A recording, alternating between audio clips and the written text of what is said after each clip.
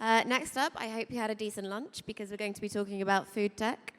For his panel, From Food to Tech to Table, I'd like to welcome to the stage Soumik Roy of TechWire Asia. Please step up to the stage. Thank you very much.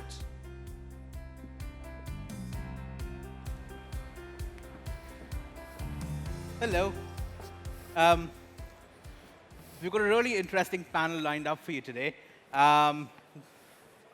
You can obviously read their names behind, but they're going to introduce themselves to you right shortly.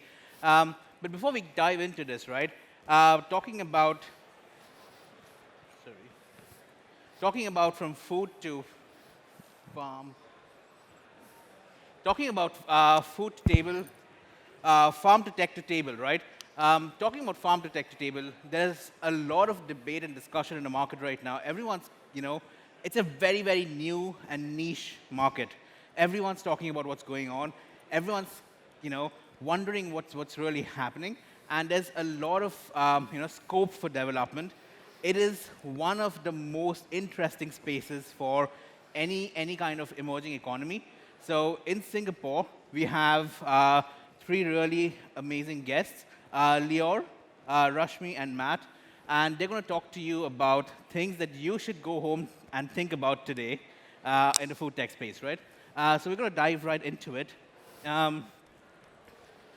Could all of you just quickly tell our audience what's top of mind for you, and then just introduce a little bit about what you do in your respective space, and then we can go from there. Okay. Yeah. Okay, so first of all, thank you for having me on board. So I'm Lior, I'm from Israel. We are the only growers of fresh spirulina up till today. We're actually reintroducing the spirulina product. Spirulina is a microalgae, is a superfood. Basically, it holds all the nutrition values basically that a person needs daily. It has 80% protein, all the vitamins, minerals, iron, etc. And its bioavailability means that it diffuses in the body perfectly, almost up till 90%. So we are, up till now, the only ones that know how to grow it consistently and on industry scale with food grade level. And basically, the stuff that we are approaching is two main issues. We want to tap onto the protein gap. I might touch a bit ground on it a bit later. And malnutrition. And we're at the technology summit here today, so I wanted to basically start by saying, this is the only food tech panel around. Food has just begun to be scalable. Until now, we haven't been introduced to types of food that are totally scalable, and we're doing it basically through technology. In our company, we have almost 16 IP components in the water, in the algae itself, in the harvesting process. Everything is being done with technology. Without technology, it wouldn't have been able to do it. And basically, we're trying to change the way we eat. In our company, we believe that we're not eating correctly today. If we'll touch ground for 1 second on malnutrition, for example, 1 out of 4 kids, if I'm not mistaken, in Africa until the age of 1 dies out of malnutrition. This is not acceptable in those years. It shouldn't happen. 1 out of 3 in this audience, okay, is malnutrition. And we don't live in Africa at the moment, and we don't have poverty here at the moment in this conference, okay? But it's happening. So we need to change the way we think about food, we need to change the way we approach food, and we need to think of other ways of producing food, and this is the agenda that we are basically tapping into. Yeah, cool. Hi, thank you for having me. I'm Reshmi, so I lead the Precision Nutrition Digital Lab of Danone. Picking up on what Lior said about thinking differently about the way we think about food, produce food, Danone is one of the B Corp certified corporations. We do a lot in the sustainability space, but I'll go into that later. But at the Precision Nutrition D Lab, what we do is we are more towards health tech than food tech, and the idea being that personalized nutrition or precision nutrition starts off by understanding our consumers, using data as a starting point. How do we collect personalized data, and then how do we affect our processes and products to provide optimized nutrition back to babies, back to vulnerable populations like elderly and also consumers. So that's what we do at the Precision Nutrition D Lab. Great. Before we move on, can you just touch upon a little bit about the difference between health tech and food tech, which is, since you just mentioned it right now? Yeah, it's interesting because the more you go to conferences or you look at these magazines, you find food tech, ag tech, health tech all being used interchangeably. And rightfully so sometimes because the borders are gray. So where it helps is for us to understand that when you are in the food tech space, like Lior is, and he'll speak more about it, it's really technology to improve how we think about food. But of course, it impacts health. And many others who are in the health tech domain are not directly working with food or food production, but we're still in that chain where at one point we're affecting health. So it's a question of how you define yourself, and ag tech, again, is, are you doing agricultural methods? Is it technology for agriculture? But again, it feeds into food tech and into health tech. So very interchangeably used terms, but very, very useful to define what domain you are in and what aspects of it you lean into more than the other, knowing that you are overlapping into the different gray areas. Lovely. Matt. So yeah, my name is Matthew. We're a Singapore-based technology company. We're really focused on trying to solve the world's global obesity and diabetes crisis, and in some places prevent a new wave of obesity and diabetes in countries that Lior talked about, which are now just changing their consumption habits. The sugar industry is a $100 billion industry worldwide, and it hasn't really changed in about 100 years. And even the last chap from Huawei was talking about how new technology can absolutely transform agriculture. So what we do is we develop new solutions, new technology solutions for the sugar industry, so they can produce healthier specifications, sugar reduction specifications, and add even great ingredients such as proteins into sugar to really transform the products they give the market. We license that technology to the industry so they can produce at scale quickly so that we can combat global health on a rapid basis. So that's what we do, and I'm really pleased to be on the stage, and thank you for Unbound for hosting us. Lovely. Now that we know what you basically do, what are some of the concerns that you have in the nutrition space, in the space that you operate in, right? What do you think would be innovative in your space, and what do you think some of the challenges or concerns are in getting to that sort of space? Well, I think, I'm in the nutrition industry, but specifically also protein industry, which today is a very big hype. We don't find yet the big hurdles or the big challenges yet because we are still at the beginning of the curve, so everything is very positive. Legislation is fine with us. We have no issues. But I think that if I look into the future, one of the things we need to touch ground really, really fast, and I think that the world and the consumers are not yet to understand it, and the industry is only starting to tap into it, basically, is that, for example, within 10 years, the population growth is X, and we won't have enough space to grow the cattle and the pigs and the chickens that we will need to feed by protein to that population. Now, that's a done deal. Okay, this is a known fact, but we're moving very, very, very slow towards minding that gap and closing that gap. So I think that companies such as us that are in the protein industry or in the alternative protein industry have a very big play in that. I also think basically that we need to talk more about sustainability. We need to talk about what is affordable, what is a commodity. For example, in the alternative protein industry, there are three levels of protein. There is meat protein, there is plant-based, and there's unicellular. Spirulina, although it's an algae, is actually unicellular. We're like cultured meat. Okay, cultured meat, within the next 10 years, maybe we'll see something made out of that. Plant-based, for example, soya, is not that sustainable. Yeah. Have any of you guys, by the way, heard of Beyond, small company that just IPO'd? Let me see your hands. I can't see your hands. All right, so we're in the right crowd, I guess. Okay, so Beyond is plant-based. It's based on peas, okay, protein made out of peas. That's not that sustainable and not that scalable, actually, okay, because you need to grow it, you need to harvest it every few months, you need to extract it. We need to find better solutions and to have bigger players, much bigger than us. I mean, I want competition. I want more players in our industry that can do sustainable, highly scalable protein extractions or protein alternatives, because otherwise we're going to be in a big problem. Yeah. Reshmi? Yes. So that's what big players are coming on board as well. So we are moving into the plant-based space extremely rapidly.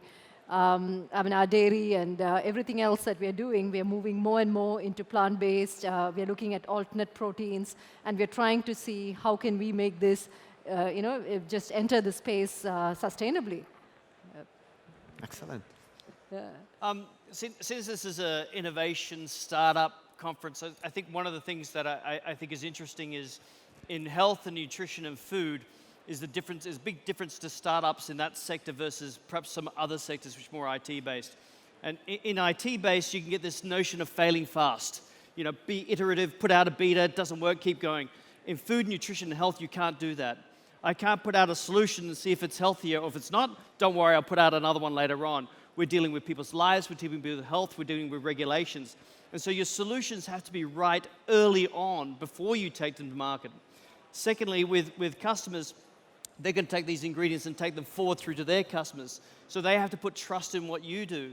So this pressure on food tech means you've actually got to do a lot more work in R&D before you go to market, which puts pressure on the ecosystem.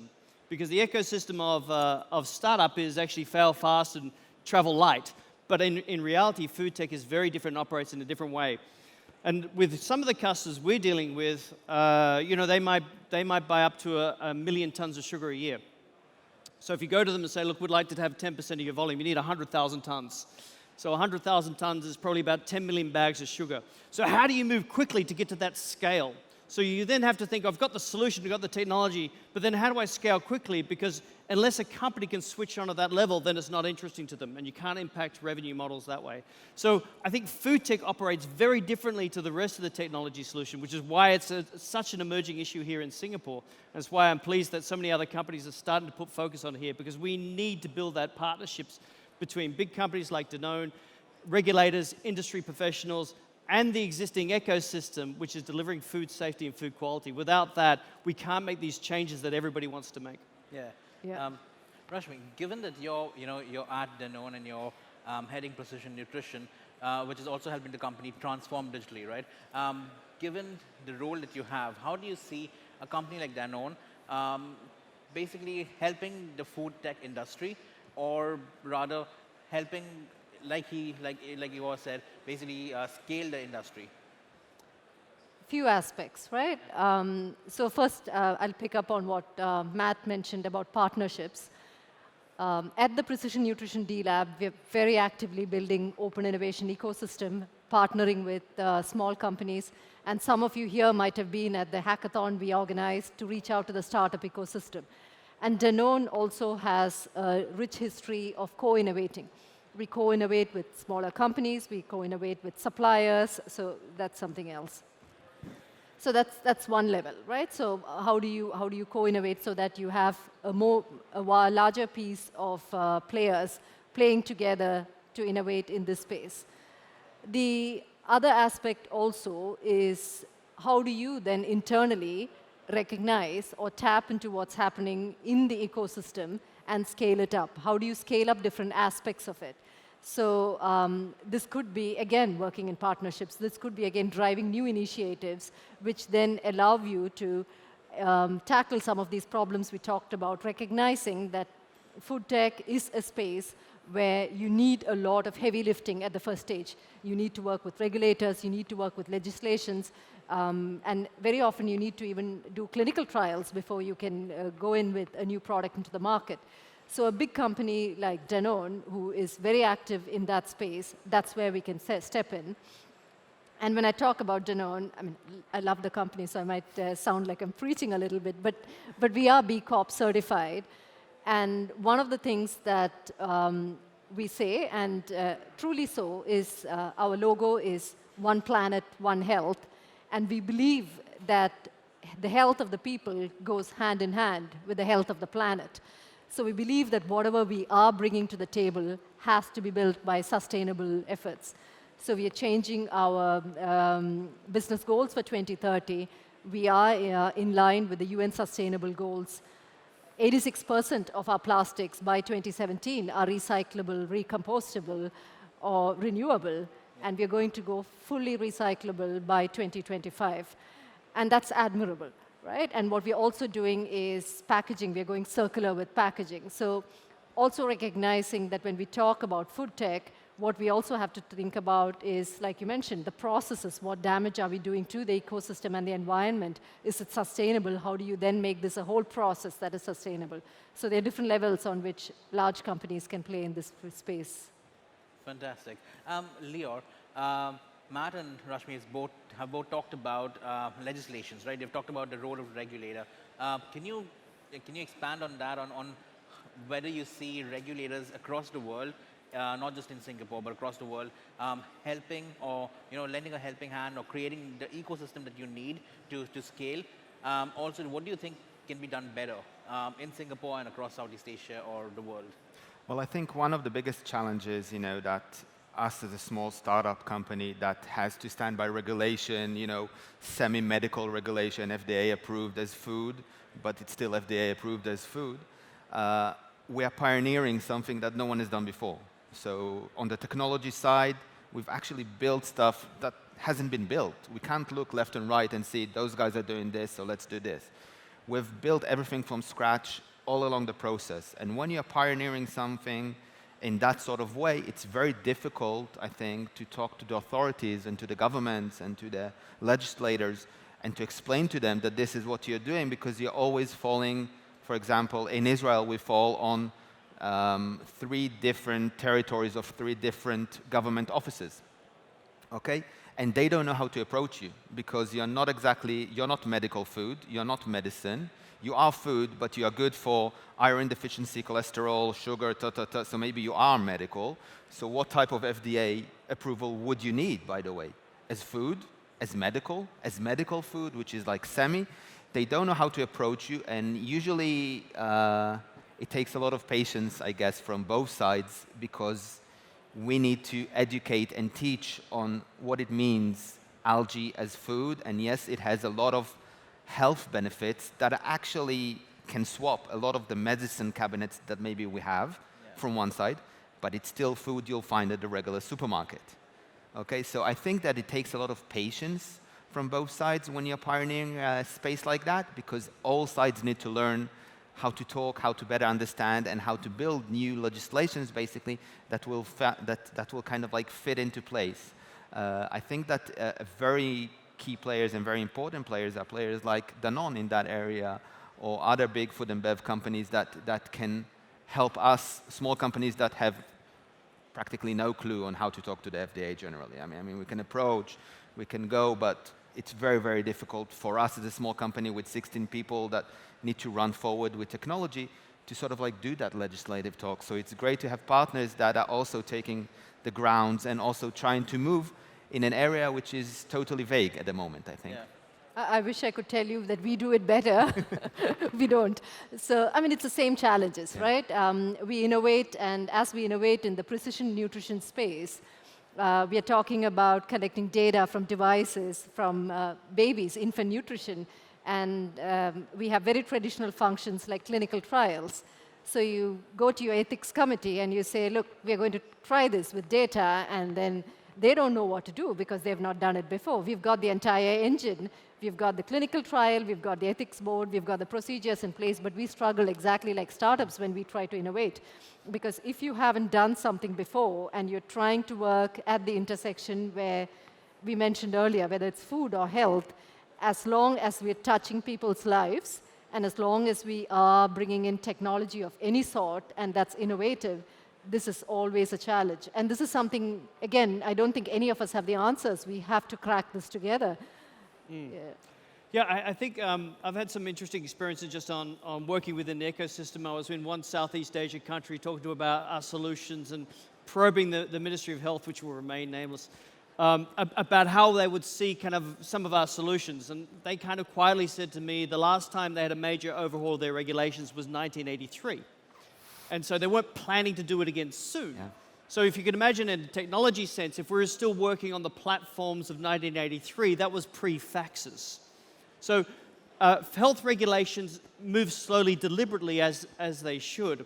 And so we find that actually if you're going to start breaking some of these paradigms, you're going to work within the regulations, work within the ecosystem, and sometimes work with the people who are actually causing the problem because they have the infrastructure and the food safety that you need to work with. So it doesn't mean some of these things can't be broken and shouldn't be broken. But if you're trying to actually build a global business or a startup, you have to first start to say, well, those things will take a while to change, and I'll get to them. But how do I work within the ecosystem, within the regulations? Because if I do that, I'll get the success that I need to do to be able to then scale up and cause some more significant trouble to the regulations later on. Yeah. So we've talked about regulators, we've talked about the companies themselves, right?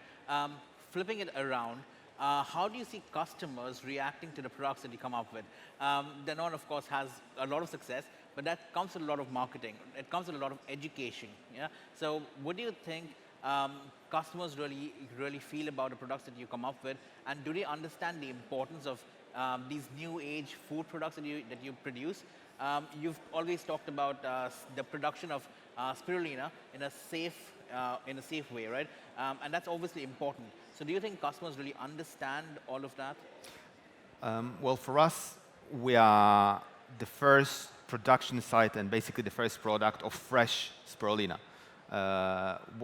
What customers are used to, or what people were used to, is basically dry spirulina, which is the easy way to consume it.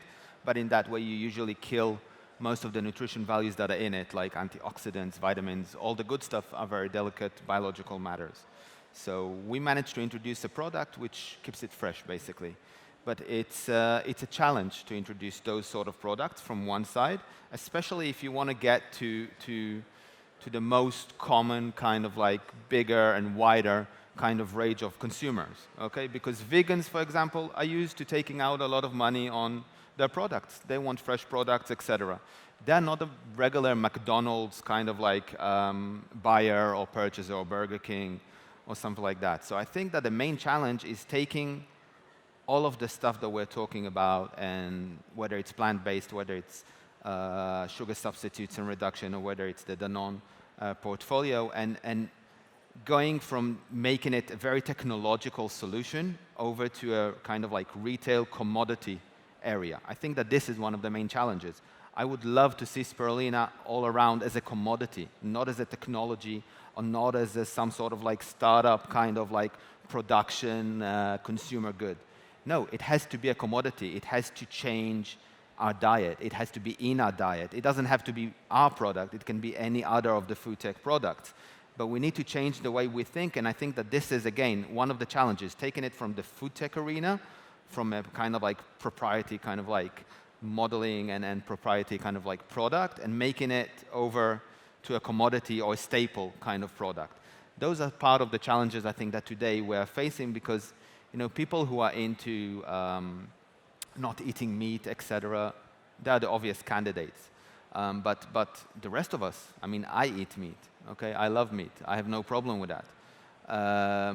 And people like me are not always that sure about those sort of products, why it's good for them. So it's very difficult sometimes to sort of like translate all the good stuff you have through the technology and through the startup and through that production side over to kind of like a commodity kind of mindset. Yeah. What about Danone? Given the kind of access it has to the market and the kind of trust it has in the market, what do you think? Do you think Danone faces the same sort of challenges, or do you think it has a different set of challenges when it comes to products? So the challenges are, of course, the same, right? Because we're dealing with the same set of customers. I think where we have an advantage and a responsibility, I would say, is how do we take a step forward? How do we spread the message? How do we do an awareness campaign that smaller companies do not have the resources to do? So I do not see it as part of marketing. I see it more as part of our responsibility, right? And when we talk about us working as an ecosystem with the startups, this is where customer perceptions can be better handled by us, just because we have the resources. So we have the distribution and the marketing channels, which can be leveraged more for awareness, for campaigns. And we're doing that. What we're doing in places like Indonesia, for example, what we're doing is we're doing this Mobi Van campaign where we have mobile vans that go to rural areas. And we're using digital devices that we test in-house on small pilot tests. And we say, look, this is a device which is a new technology that has come up from the market. Can we take this and quickly test iron deficiency and use that to educate people about what they should be eating in their diet? So these are the kind of initiatives that you can do. So the challenges are always the same, but I think not only Danone, every large organization has a responsibility to raise that awareness. Yeah. Matt, you generally, you've probably spoken to a lot of people. You've just said you've been to a lot of different events recently. So you know both sides of the ecosystem, right? Do you think there's enough information in the market and in the ecosystem right now for people to talk responsibly about food tech and health tech? Or do you think there's still a lot of, people are still in limbo of sorts? We've attended a lot of the global events. So when you go to Future Food Techs in London and San Francisco, and when you go to Israel, you actually see there is that ecosystem there. There's knowledge and there's appreciation from major corporates. Within Asia Pacific, it's still growing. And I'm really excited that this is one of the first. And the fact that Lior's out here launching in Singapore is important. The fact that Danone is supporting it. A-Star in Singapore has been focusing in this area and trying to get Singaporeans on board. So I think actually the answer is globally yes, but in Asia Pacific no. The opportunity for Singapore is absolutely huge. We just heard from the previous board from Huawei that this is the place where 5G will roll out, technology will roll out, and this can leapfrog. Actually, Singapore and Asia Pacific can leapfrog in food tech, and it has everything it needs. It has consumers, it has major brands, it has scale, it is quite often the kitchen of the world. Places like Thailand have a strategy for kitchen of the world. So it's got everything we need except for the tech part. The second thing that Asia can do, and why it's really important, is a lot of the tech that comes out of Europe and America is designed at a price point and a solution for those markets. And so you turn up at Danone or anyone and say, look, here is a piece of innovation, but it's priced for the American market. I'd like you to take this to Indonesia. They go, look, it's great, but I just can't take it in because the price point in the industry is very, very different.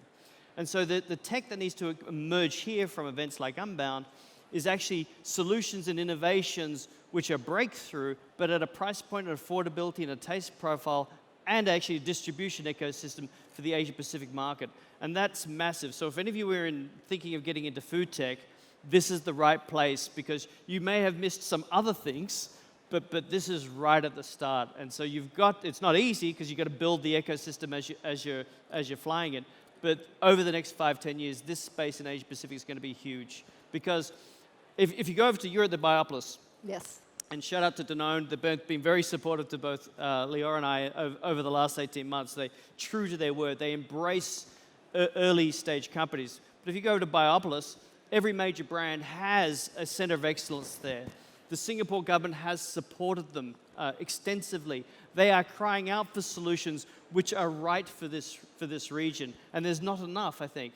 And a lot of the solutions that are inbound just don't make it. So this is the place where you can actually, over the next 2-3 years, create your next beyond. Yeah. So we are at the end of our session. We've got very little time left. Would you be kind enough to summarize this, what we have discussed so far? I've got a lot of questions yet. I would love to ask you. I'm sure all of our audience have a lot of questions that they would love to ask you. But we'll have to catch up with you afterwards in the networking session, I guess. Well, thank you. We've got probably time for everybody to chip in. I would say just for a food technology ecosystem here in Singapore, look to Israel. Israel and everything that Lior has done in that market is the blueprint for how Singapore should approach it. And if we do that, then actually I think we can lead the world in really exciting activities, really exciting solutions, create a healthier environment effectively and affordably. And for the Asia-Pacific market, we can sidestep all the health problems that plague the Western world. So obesity and diabetes, which have plagued the Western markets, we could stop that in the track. So all those people who are currently have illnesses and health problems, you think of the range of them, how many of them are caused by bad health, bad nutrition? And how many people now coming online to take the same problems that were invented 40, 50 years ago in the West? Let's stop that by creating solutions for the Asia-Pacific region, which are focused on people's health in the future and not taking in solutions from the past. And major brands, their top 2 things are plastics, sustainability, 3 things, plastics, sustainability, and reformulation for better health. So everything that we need is right here. Lovely. Thank you so much. Can we have a round of applause for our lovely panel? Thank you. Thank you. Thank you so much.